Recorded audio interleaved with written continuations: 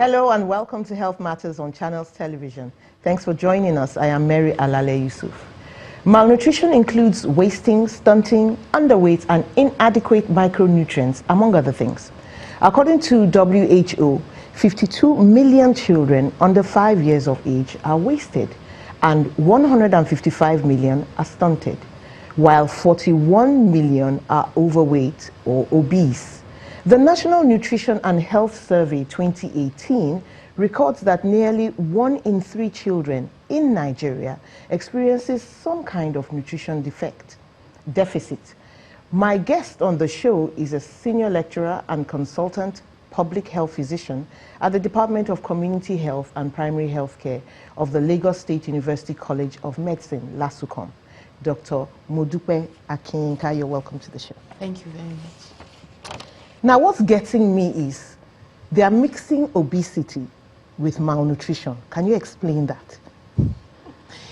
Well, malnutrition actually is a condition in which is either there's an inadequacy of nutrients for all a person's activities, or the nutrients are too many, or the person has too many, or is taking in too many nutrients for the person's use. And so malnutrition can have two forms: overnutrition or undernutrition. So if a person eats too much, he's malnourished. He can become That's a new concept for us here in Nigeria. All right, so what's the meaning of wasting and stunting? What does that mean? Okay, usually we use those terms with regard to children because they are the most vulnerable in the undernutrition issues. So with children, we look at wasting. Now, wasting actually is trying to tell us that the weight of those children is too little for their height. Okay. And then stunting is trying to tell us that the height of these children is too little for their age. So that means that their height is too little for their age. All right. That means so you see old people who are too short. That's stunting. Height has many determinants, but we usually look at it based on those children under 5. Okay. We have values that we refer to. So when we compare to those values and the height of that child is actually less than about 2 standard deviation compared to the general population, then we are looking at a child that is getting stunted. And the stunting is a measure of chronic malnutrition. That means the child has not been growing, has not been having enough nutrition for a long time. Yes, for a long time, and so is manifesting. And the problem with it is that it's not just the height that is being affected. Other things like cognitive functions, the child's brain. He can't concentrate in school. So it's something that is so important, because once that period in which we can make a real difference in the child's growth has been lost, then it may become a permanent problem whereby we're raising a generation of people that you have raised so many issues. This wasting and stunting, is there a way before it happens? Because as you say, these are like, it has already happened, it's severe, it's been going on for some time. Is there a way, or are there markers that one can see and look at and know that this child is on the way to such a thing? Because you cannot be with a child at home watching how he eats or what he eats. So when you see a child, how do you determine, how do you diagnose malnutrition before the wasting and stunting? Well, usually with, for example, wasting is a measure of acute ongoing malnutrition. Which means, so that's a bit better, right? Not that it's a bit better. It's not been going on for too long. That we can quickly intervene, yes. But by the time you see a wasted child, you know that this child is actually suffering from a lack of food, hunger, because the child hasn't been having enough to eat. But this wasted child is the one that is not heavy enough for his height, right? Yes, for his age. For his age, he's just too slim. Yes, it's too thin. But you can't say just by looking, can you? Are there other things that show besides just the physique, of the child? When a child is really, really wasted, you can tell just by looking most of the time. Because you can have such pictures in cases of acute hunger when there's a real problem like that. Yeah. But before it gets to that stage, when the child visits like a healthcare provider, or the child is even at home and is visited by a healthcare provider, and then they take the weight of the child and then compare to the normal. Usually we use a growth chart. Okay. And so on that growth chart, the child's weight is charted, and then it's compared to the average figures that have been put on the growth chart. And then we find that the weight is actually less than it should be, less than maybe 1 standard deviation. Then we know that something is going wrong. By the time it's getting to, so something should be done before that gets any worse. And that way we're able to get the child back on track. But if nothing is done and it continues, and then it goes up to 2 standard deviation less than what the average is, then the child starts to actually show visibly that something is wrong. Yes. Now that you mention a growth chart, I'm aware that at least in Nigeria, when one goes for routine immunizations, there's this, slip, there's this card where they mark off how the child is growing. And they say, okay, he's growing good enough for his age. What happened to that? Why would somebody have a wasted child and the child won't be spotted? Well, the child that you have a growth chart for is a child that has visited the facility and has accessed that service.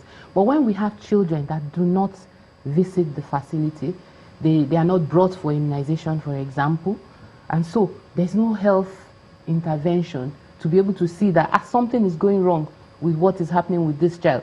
I've compared the weight with the normal weight for that child's age, and it's not, it's not what it should be. And so we need to do something about it quickly. And so because of this, children that are not accessing healthcare are more at risk of getting into these than those who come for checkups. That's another argument right there for going for immunizations.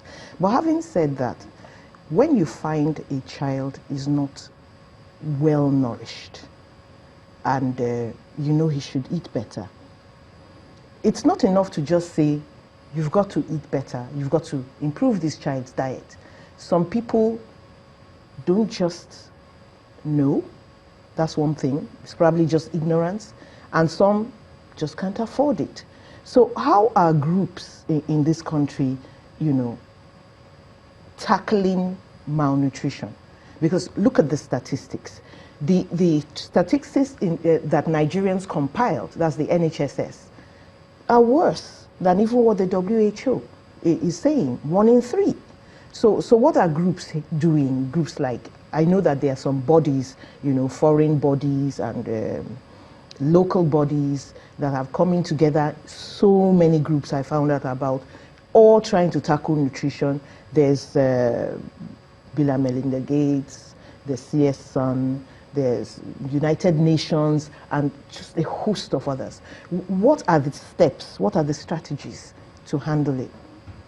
Well, the bodies come together and then try to engage government so that the planning for nutrition would be adequate, because there are nutrition specific, there are nutrition sensitive interventions, and when all of these interventions are carried out, we expect that our nutrition statistics should improve.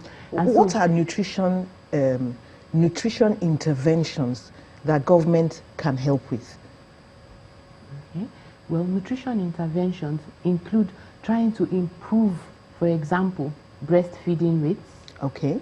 So that women can engage in exclusive breastfeeding for the first 6 months of the baby's life.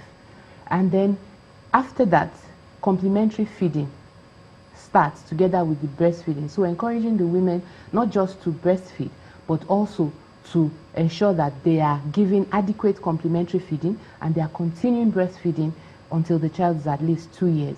And then ensuring that the nutrition of the mother, even in pregnancy, is also taken care of, so that at least she receives all she ought to receive, she gets adequate nutrition education, she gets micronutrient supplements if she requires them, and then this monitoring continues like that, in order to also encourage dietary diversity for the children and the mothers as well, so that their diets are richer with lots of different types of food, so that they will not have malnutrition. They will be well nourished when they take their adequate diet. Okay. And just a second, you can continue your thought when I'm done. When you talk about micronutrients, what comes to mind? Vitamin A, iodine, iron. And you can get those from food, from fish, vegetables, even if one cannot afford carrots. Are you saying that eating our food is not sufficient to lend those micronutrients to these children? Eating our food can be sufficient when there is enough dietary diversity.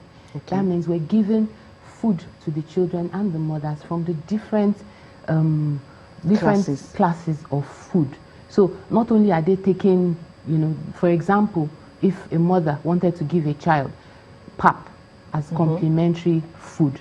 Now, the child is 6 months and breastfeeding will not be enough, so she has to give something additional. Now, she will not give just pap, because pap on its own will give carbohydrates, but she adds to it. She grinds crayfish, which will give proteins. She adds to it. She can add some palm oil, which will give vitamin A, and give some oil. She adds to it. Oh, is that right? Yes, she can add that to it as well. So she's including all the different classes of food, and then ensuring that that child can get all the different nutrients, and the child is getting them in adequate quantities that the child would require to be able to grow properly. This involves a lot of education. Is that why people are looking on government to intervene? I would have thought that when you talk about government intervening, we're thinking about policies. Yes, there's a food and nutrition policy that the whole country, Nigeria, has a policy for food and nutrition. And then there's a multi-sectorial plan of action, which has all of these interventions, both the nutrition sensitive, nutrition specific, all the interventions put in there as a costed plan for nutrition, being able to tackle so what's the problem? Malnutrition problem.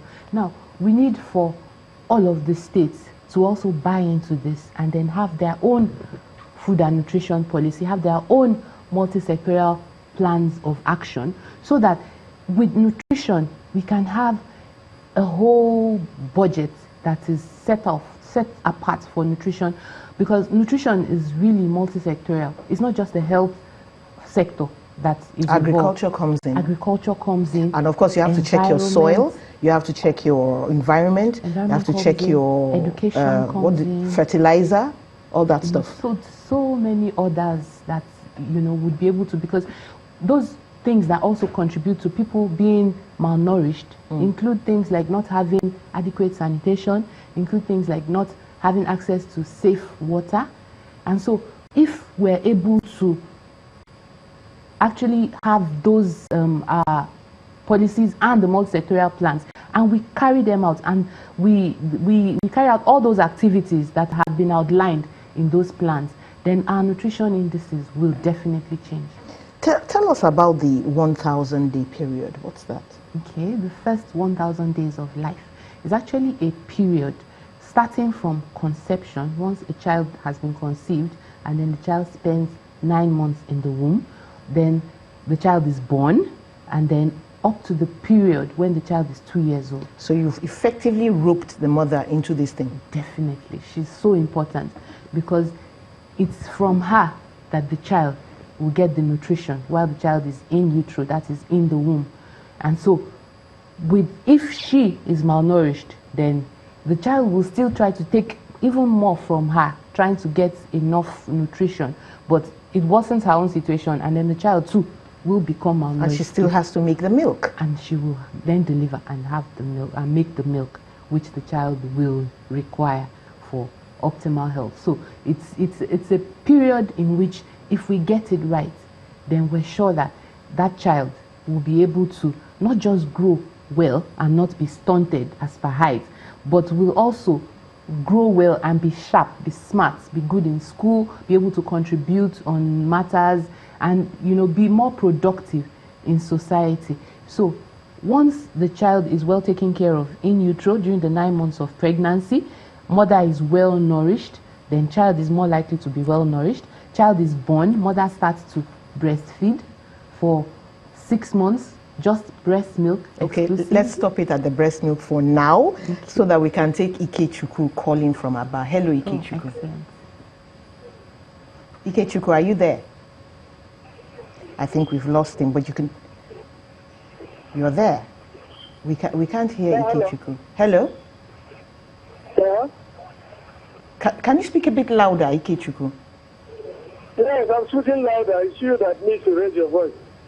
Okay, I'm barely hearing you, but I do hear you. What's your question? Yeah, please, I want to know from the physician. Hello? Yes, I can hear you. Go ahead. Yes, I want to know these supplements, these multivitamin supplements. Okay. How good are these supplements? And does one need to consult a physician, or do you just need to go to the pharmacy, pick up the one you feel that is safe for your use? Thank you so much. Thank you, Ikechukwu. I think that's really valid. How do supplements feature in all of this? Well, supplements... Because first of all, they tell you not to give your baby. Well, that's because depending on the baby's age. Okay. If the baby is 0 to 6 months, then the baby is taking breast milk. The baby doesn't really require the supplements. But how about the mom? Unless the mom requires. But if she's taking a good diet, she's eating properly, her diet is diverse, she's eating from the different classes of food, she's taking from proteins, from carbohydrates, from the vitamins and the minerals, from all the different classes, then it's not likely that she will require supplements as well. But we would normally want to give sometimes vitamin A. But apart from that, once the children now start to grow, apart from giving vitamin A, the other minerals and vitamins the children will be able to get from a good diet, if they have a good diet. So they'll be able to get that as per the children. Is all our salt iodized? Because I know that's one place where we get iodine. I think there's a regulation now that it's illegal for you to sell salt that is not iodized. So I believe government has done something about that. So let's take a call from Stephen from Ikorodu. Hello, Stephen. Hello, good afternoon, Ma. Good afternoon, Stephen. What's your question? Yeah, I just want to know the effect of metals in the body system. Iron metal. Okay. We'll let the doctor explain that. What is the effect of metal? Maybe because we spoke about iron. So let's clarify this.